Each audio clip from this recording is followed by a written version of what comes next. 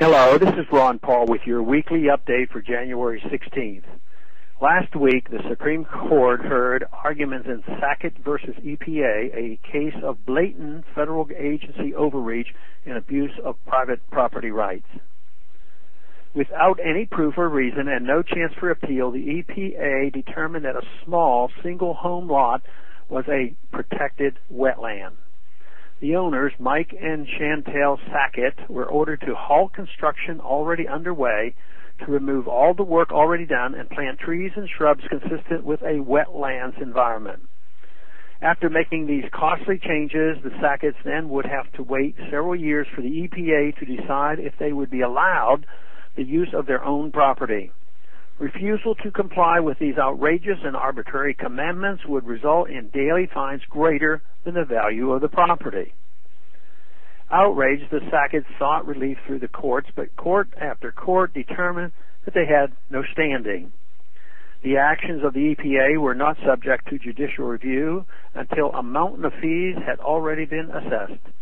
This is just another example not only of how federal agencies wield enormous power over the average citizens, but also how little practical protection our courts provide when such citizens are harmed by those agencies. Constitutionally, when the government determines private property is needed for public use, it is taken through eminent domain. In that process, the owner is due fair market value in compensation for their condemned property.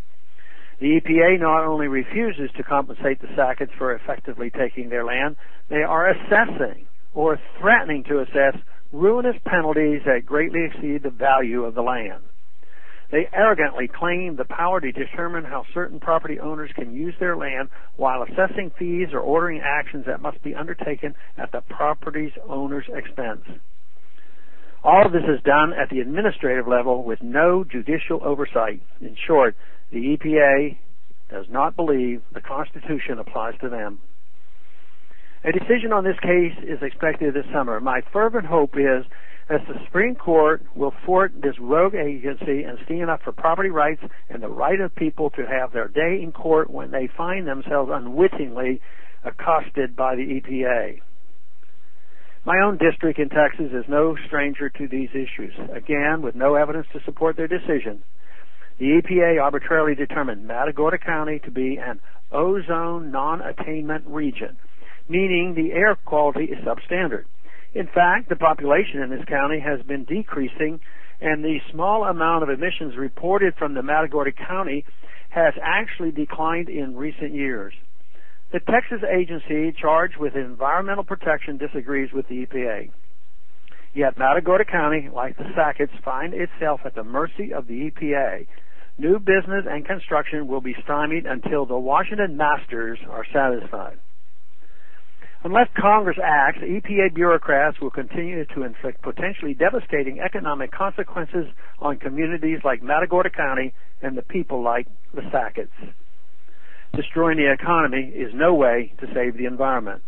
A thriving economy and a fair judicial system that respects property rights and the Constitution provides the best protection of the environment.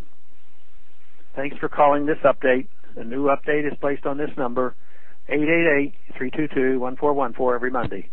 The written text can be found on my website, www.house.gov/Paul, under the heading Texas Straight Talk. Thanks for calling.